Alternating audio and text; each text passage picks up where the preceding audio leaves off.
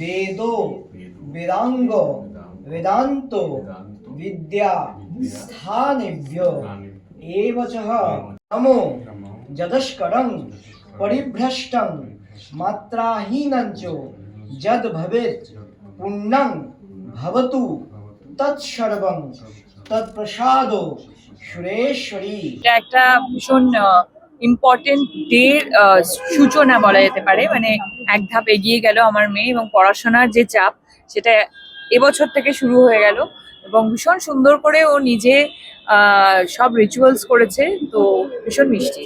সকাল থেকে ওকে যেহেতু শাড়ি পরানো হয়েছে, আলতা ঠালতা পরানো হয়েছে, আর ও সাজতে খুব ভালোবাসে, আর ওকে দুদিন ধরেই শাড়ি পরবে, যে এটা ওর মা বলে দিয়েছিল, আর শাড়িটা একবার ট্রায়াল হয়েছিল, তারপর থেকে বাড়িতে যারাই আসছিল তাদেরকে বলছিল আমি শাড়ি পরবো আর কি। হ্যাঁ, তো কালকে গেস্ট এসছে, তো জিজ্ঞেস করছে কালকে তুমি হাতে খড়ি দেবে, মানে অ্যাজ ইফ ওর হাতে খড়ি টড়ি সব হয়ে গেছে, ও পাকা বুড়ি একটা। আর যখন ঠাকুরমশাই মন্ত্র বলছে, ও তার আগেই 1 2 3 4, এখনকার বাচ্চারা কি হয় না, হাতে খড়ির আগেই তারা অনেক কিছু শিখে যায় আর কি। সো অবভিয়াসলি আমাদের মানে সবার জন্যই খুবই ইয়ে ছিল আর কি। আজকে ফার্স্ট ডে হাতে খড়িটা আমাদের একটা রিচুয়ালস। আমরা যখন প্রথম আমাদের সময় হাতে খড়ি মানে হচ্ছে ভাবতাম কাল থেকে আবার পড়াশোনা শুরু হবে, বাবা আমার এটা চাপ ছিল। বাট আমার মনে হয় এখনকার বাচ্চারা একটু আগে থেকেই পড়াশোনা শুরু করে দেয়, হাতে খড়ির আগে থেকে আর কি। বাট লেখালেখি গুলো আজকে শুরু হলো। পড়ানোর দায়িত্বটা কে বেশি সামলায়? পড়ানোর দায়িত্ব আমাদের বাড়িতে ওই সামলায় আর কি। হ্যাঁ, পড়াতে মাদেরকেই বসতে হয়, কারণ মাদের কথাই বেশি শোনে বাচ্চারা। হ্যাঁ, আর বকা কে বেশি দেয়? আমি। আচ্ছা রাজদা, সবাইকে বকা ওই দেয়। আজকেও দেখছিলাম শুভশ্রী তোমাকে টাকা নিয়ে যেটা অর্পণ যেটা হচ্ছে সেটাও শেখাচ্ছিল। হ্যাঁ, খুব স্বাভাবিক, ওর থেকেই সবটা শিখি আমরা বাড়িতে।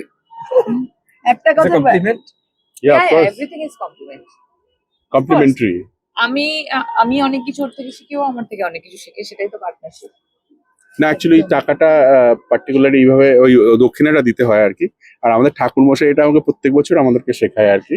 আর আমি প্রত্যেকবার ভুল করি, এটা নাকি এটা সেটা। আচ্ছা, রাজদা এবং শুভশ্রী দুজনের মানে সরস্বতী ঠাকুরের কাছে কোন বইটা দেওয়া মাস্ট ছিল? এটা আগে এবারে তো কলরব দেওয়া মাস্ট ছিল।